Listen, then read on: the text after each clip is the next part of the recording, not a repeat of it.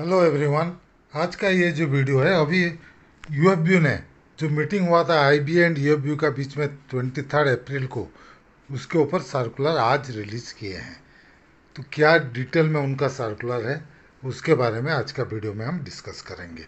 इसका पहले कि हम वीडियो शुरू करें, अगर आप अभी तक हमारा चैनल को सब्सक्राइब नहीं किया है तो प्लीज़ सब्सक्राइब कर दीजिएगा, ताकि आगे हम जो भी वीडियो बनाएंगे उसका जानकारी आपको मिलते रहेगा।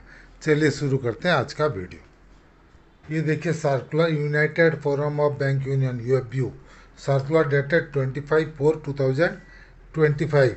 और इधर देखिए ऊपर ए आई बी आई बॉक करके 9 का नाम लिखा गया है। ए आई बी ओ ए भी है, लेकिन सिग्नेचर में आपको ए आई बी ओ ए नहीं मिलेगा। चलिए देखते हैं आगे। Discussion with I be on 23/4/2025, और ये लेटर का डेट है 25/4/2025 आज का डेट में। Further to the consultation meeting जो हुआ था 21 दिन के बाद, उसके बाद अभी 23/4 को डिस्कशन हुआ था। उसके बाद 23/4 को डिस्कशन हुआ था आई बी एंड यूएफबी का बीच में। और आई बी ए का तरफ से रिप्रेजेंट किए थे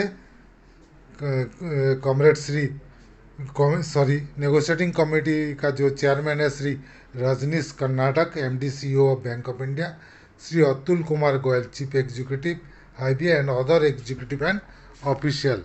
और we are represented by A I B A, AIBOC, N C B, BEFI, INBEF, INBOC, NOBW and NOBO. क्यों मेंशन करना आपको मालूम है, क्योंकि ए आई बी ओ ए का नाम उनको शो नहीं करना है, लेकिन ए आई बी ओ ए भी का मिस्टर नागराजन इसमें अलग से उनको इनविटेशन गया था और वो अटेंड किए थे। चलिए नेक्स्ट देखते हैं। The brief summary of the discussion is as under. ये लोग 5 डेज बैंकिंग के बारे में लिखे हैं, लेकिन ए आई बी ओ ए का सर्कुलर में कुछ भी नहीं लिखा गया 5 डेज बैंकिंग के, पूरा साइलेंट है। कौन झूठ बोलता है कौन सच बोलता है, गॉड नोज। एनीवे क्या लिखे हैं चलिए देखते हैं। ये लोग लिख रहे हैं कि we informed I B A that while the DFS informed us during the conciliation that the issue is engaging their serious attention. Various news reports are appearing in the media quoting DFS that this issue is not being considered favorably. Yes, newspaper में मैं भी देखा हूँ, वो chamber of commerce उसको oppose कर रहा है और ये फाइनेंशियल में ईयर में नहीं होगा 5 डेज बैंकिंग बोल के न्यूज़पेपर में पब्लिकेशन हुआ है। We informed IBA that in the event if these reports are true, UFBU may have to revive the strike call। अगर ये जो न्यूज़पेपर में आया है अगर ये ट्रू है तो UFBU को स्ट्राइक रिवाइव करना पड़ेगा जो कैंसिल किए थे। IBA inform that they are following of the issue with the DFS। IBA बोले कि हम ये इशू DFS के साथ फॉलो कर रहे हैं। 1.5 2 साल हो गया IBA फॉलो ही कर रहे हैं, हर वक्त यही बोलते हैं लेकिन आज तक फॉलो ही कर रहे हैं। चलिए एनीवे देखते हैं 29 तारीख को जो भी वो पता लग जाएगा, सीएलसी का मीटिंग होगा जब। Next, revised PLI scheme for scale fourth officers and above. Fourth के ऊपर को जो परफॉर्मेंस लिंक्ड पीएलआई स्कीम किए हैं उसको अपोज किए, बोले सबके लिए यूनिफॉर्म होना चाहिए। अलग से स्केल फोर्थ का अलग, स्केल फोर्थ से ऊपर जो है उनके लिए अलग करने का जरूरत नहीं होगा, तो सबके लिए होगा और म्यूचुअल डिस्कशन करके होना चाहिए। To keep the process on hold and revise the formula through mutual discussion में होना चाहिए, यही बातचीत हुआ है। नेक्स्ट, रिक्रूटमेंट के लिए वो बोले कि हाँ रिक्रूटमेंट जो था उससे अच्छे से रिक्रूटमेंट का बढ़ा हुआ है। पहले 6128 था, लेकिन अभी 1138 है। और एसबीआई का अलग से 14,191 क्लरिकल स्टाफ का रिक्रूटमेंट है, तो और भी आगे ये बढ़ेगा। तो इंडेंट चालू है। तो वो बोले हैं कि ये बातचीत के बाद इंडियन बैंक जो जीरो था, जीरो से 1580 रिक्रूटमेंट किया। बैंक ऑफ बड़ौदा भी जीरो से 1200, बैंक ऑफ महाराष्ट्र भी 0 to 499, यूको बैंक भी 0 to 384 इंडेंट किया रिक्रूटमेंट के लिए। Similarly, in some banks, the original indent have been revised. Canara Bank from 1250 to 2000, bank of India from 331 to 1618। तो recruitment में कुछ प्रोग्रेस हो रहा है। उसके बाद वो डिमांड किया है जो रिक्रूटमेंट ऑफ सब staff and part time employees जो है उनको रिक्रूटमेंट के बारे में, उनके बारे में बात किया है। जो टेम्पररी हैं एम्प्लॉयज़, कैजुअल स्टाफ है, उनको परमानेंट करना चाहिए और आउटसोर्सिंग को बंद करना चाहिए। इसके बारे में वो बोल रहे हैं कि हम उसके ऊपर बातचीत करेंगे। और यूनियन को सबमिट करने के लिए भी बोले हैं कुछ डिस्कशन, क्या मॉडल है, amicably through mutual discussion and hence asked for the views of the union latest before 30 June 2025 के अंदर यूएफबी को अपना व्यू सबमिट करना है इस बारे में। ठीक है, next, revision in ex gratia for pensioners. देखिए पेंशनर्स का इशू एक्स ग्रेसिया के बारे में। We took up the issue of revision in ex gratia for pensioners. IBA inform that they would like to continue the same amount. वो बोले कि नहीं, हम कोई इंक्रीज नहीं करेंगे, सेम अमाउंट कंटिन्यू करना है नेक्स्ट ईयर। लेकिन इधर on our plea and insistence they agreed to discuss the issue in their MC meeting, management committee meeting में डिस्कस करेंगे बोल के बोले। लास्ट मीटिंग में भी यही हुआ था, एक साल कंटिन्यू करने के लिए ये लोग रिक्वेस्ट किए थे।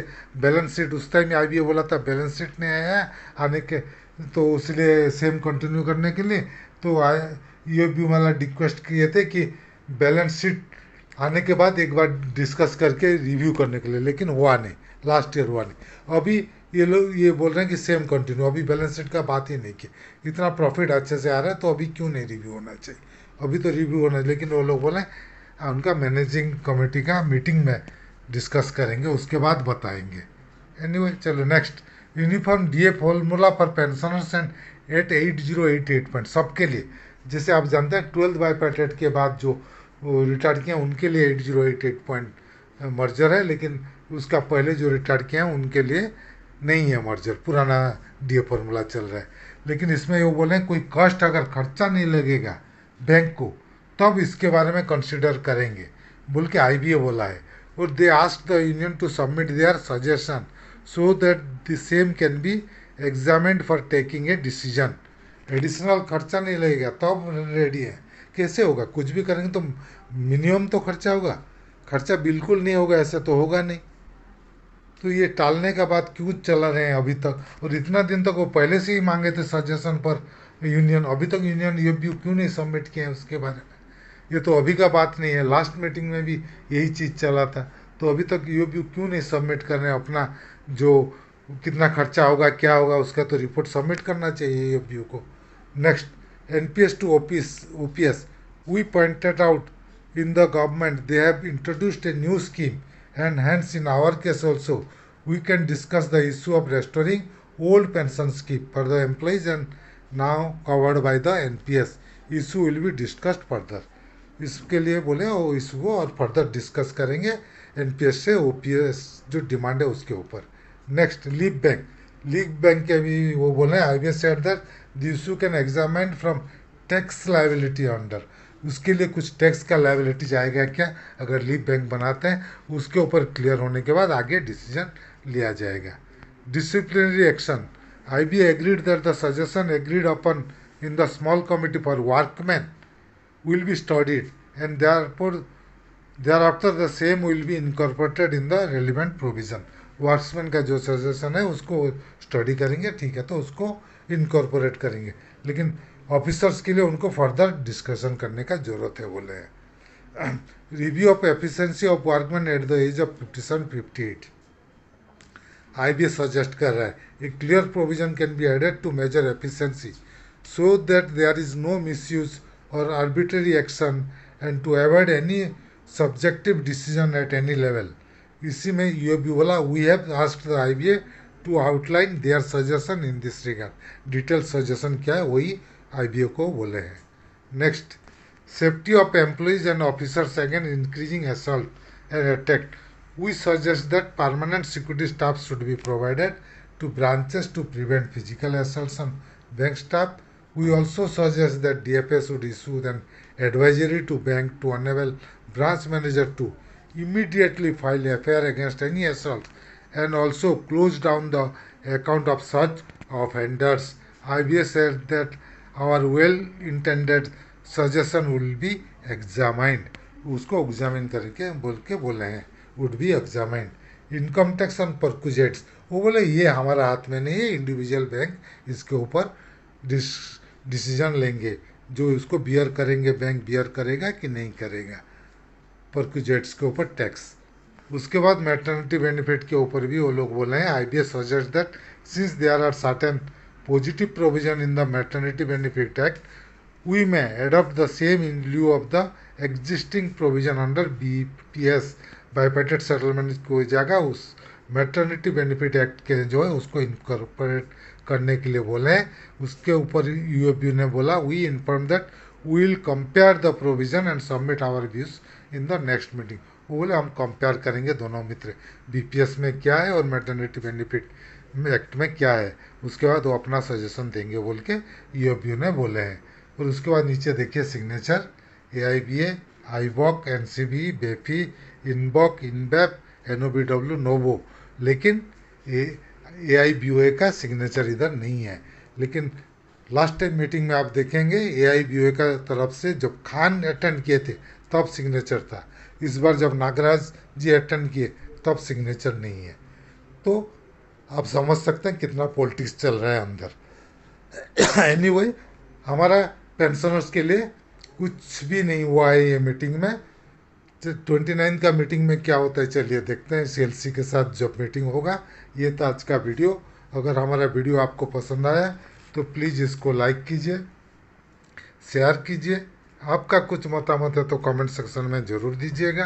और अगर अभी तक हमारे चैनल को सब्सक्राइब नहीं किए हैं तो प्लीज़ सब्सक्राइब कर दीजिएगा और बेल आइकन को दबाना मत भूलिएगा, ताकि आगे हम जो भी वीडियो बनाएंगे उसका जानकारी आपको मिलते रहेगा। Team Amiya Kumar Mishra, thank you.